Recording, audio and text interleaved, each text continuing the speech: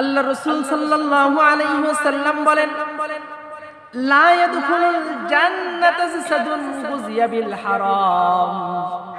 হারাম ভক্ষণ দেহ কখনোই জান্নাতে প্রবেশ করবে না। সম্মানিত উপস্থিতি, তামাম বিশ্বের মানুষ আজকে দেখা যায় সুদ, ঘুষ, মদ, জুয়ার মধ্যে লিপ্ত। আল্লাহ রাব্বুল আলামিন যেই বিষয় বলতে গিয়ে বলেন, ইয়া আইয়ুহাল্লাযীনা আমানু ইন্নামাল খামরু ওয়াল মাইসির ওয়াল আনসাব ওয়াল আজলামু রিজসুম মিন আমালিশ শাইতান। আল্লাহ রাব্বুল আলামিন যেখানে মুসলমানদেরকে ডাক দিয়ে বলেন, ইয়া আইয়ুহাল্লাযীনা আমানু, হে ঈমানদারগণ, তোমরা কখনোই মদের ধারে কাছে যেও না, তোমরা কখনোই জুয়ার নিকটবর্তী হইও না, তোমরা কখনোই রব্বুল আলামিনের হুকুম ব্যতীত তোমরা অন্য কোথাও গিও না।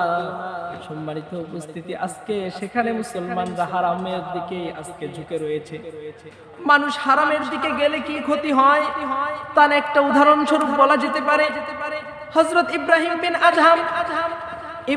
বিন আদহাম তিনি ছিলেন হচ্ছে বলকের একজন বাদশা। ইব্রাহিম বিন আদহাম যখন বলকের বাদশা ছিলেন, তারপরে যখন পর্যায়ক্রমে আল্লাহ রাব্বুল আলামিনের সান্নিধ্য লাভের জন্য তিনি তার রাজপ্রাসাদ ছেড়ে তিনি যখন চলে গিয়েছিলেন একটি জঙ্গলের মধ্যে, আর ওই জঙ্গলে যখন অবস্থান করছিলেন, তিনি যখন কাঠ কাটতেন আর যখন তিনি খাবারের জন্য শহরে যেতেন, সেই খাবারের জন্য শহরে যাওয়ার পরে ভাগ্যক্রমে একদিন খেজুরের দোকানে খেজুর ক্রয় করলেন। আর এই খেজুরের দোকানে খেজুর ক্রয় করবার পরে তিনি আসার পর থেকে নিয়ে শুরু করে আর কোন ইবাদতে সেই ইব্রাহিম বিন আদহাম আর নিজের আত্মতৃপ্তি পায় না। এই চিন্তা করতে করতে একদিন যখন রাত্রে এশার পরে ওই জঙ্গলের কর্নারে এক মসজিদে নামাজ পড়ছিলেন, এমন তো অবস্থায় দুইজন ফেরেশতার কথার আওয়াজ শুনতে পান। ইব্রাহিম বিন আদহাম কথার আওয়াজ কি আওয়াজ? কথার আওয়াজ হচ্ছে এটাই। একজন ফেরেশতা আর একজনকে বলছে, ও ফেরেশতা ভাই, তুমি কি জানো আজকে মসজিদের মধ্যে একজন ব্যক্তি রয়েছে, সেই ব্যক্তিটার নাম হচ্ছে ইব্রাহিম বিন আদহাম। এই ব্যক্তিটার দীর্ঘদিন থেকে তার আমলগুলো কবুল হচ্ছে না। এমন তো অবস্থায় একজন ফেরেশতা বলছেন, অর্থাৎ যে ফেরেশতা প্রশ্ন করছেন তাকে বলছেন যে কেন কবুল হচ্ছে না। তখন ইব্রাহিম বিন আদহাম এই কথাগুলো শুনতেছিলেন। ওই ফেরেশতা উত্তর দিলেন, ইব্রাহিম বিন আদহাম গত কয়েকদিন পূর্বে যখন খেজুর ক্রয়ের জন্য গিয়েছিলেন, আর ওই খেজুর ক্রয় করবার যাওয়ার পরে খেজুর যখন নিয়ে আসতেছিলেন, এমন তো অবস্থায় ইব্রাহিম বিন আদহাম অন্য একটি খেজুর মুখে দিয়েছিলেন, অর্থাৎ মাটিতে পড়েছিল। ওই খেজুর নিজের মনে করে মুখে দিয়েছিলেন, কিন্তু ওই খেজুরের মালিক ইব্রাহিম বিন আদহাম ছিল না। রব্বুল আলামিন এই খেজুরটা খাওয়ার কারণে তার সকল আমলগুলোকে আসমানের নিচে ঝুলন্ত অবস্থায় রেখেছেন। এই কথা যখন শুনলেন ইব্রাহিম বিন আদহাম, এই কথা শুনবার পর সেই ইব্রাহিম বিন আদহাম 350 মাইল পর্যন্ত পায়ে হেঁটে ওই দোকানের কাছে গেলেন। দোকানে যাবার পরে দেখতে পেলেন ওই দোকানে যার কাছ থেকে খেজুর ক্রয় করেছিলেন সেই খেজুর ক্রয়দাতা আর দোকানে নাই। তখন জিজ্ঞাসা করলেন, আমি কিছুদিন পূর্বে এই দোকান থেকে আমি কিছু খেজুর ক্রয় করেছিলাম, আর ওই খেজুর ক্রয় করে যাওয়ার পথে আমি দেখতে পেলাম নিচের মধ্যে খেজুর পড়ে রয়েছে। এমন তো অবস্থায় আমি খেজুরটাকে নিজের মনে করে খেয়ে ফেলেছি। এখন আপনি যদি ওই খেজুরের দাবিটা ছেড়ে না দেন, আমি হয়তো রব্বুল আলামিনের কাছ থেকে মাপ পাবো না। আমার সকল আমল এখন আসমানের নিচে ঝুলন্ত অবস্থায় রয়েছে। আমরা হলে কি করতাম? আমরা হলে করতাম যে একটাই তো খেজুর খেয়েছি, তো কি হয়েছে? ওই একটা খেজুরের জন্য 350 মাইল তো দূরের কথা, আমরা একটা খেজুরের জন্য হয়তোবা 5000 জায়গা অগ্রসর হয়ে গিয়ে তাকে যে বলবো, ভাই তোমার খেজুর খেয়েছি, তুমি মাফ করে দাও, এ কথাও বলতাম না। ঠিক কিনা?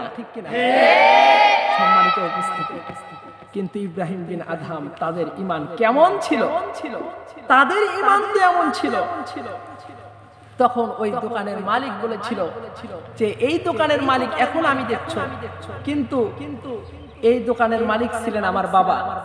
আমরা দুই ভাই, আমার আরেক ভাই সেও এই দোকানের কিছুটা অংশীদারিত্বে রয়েছে।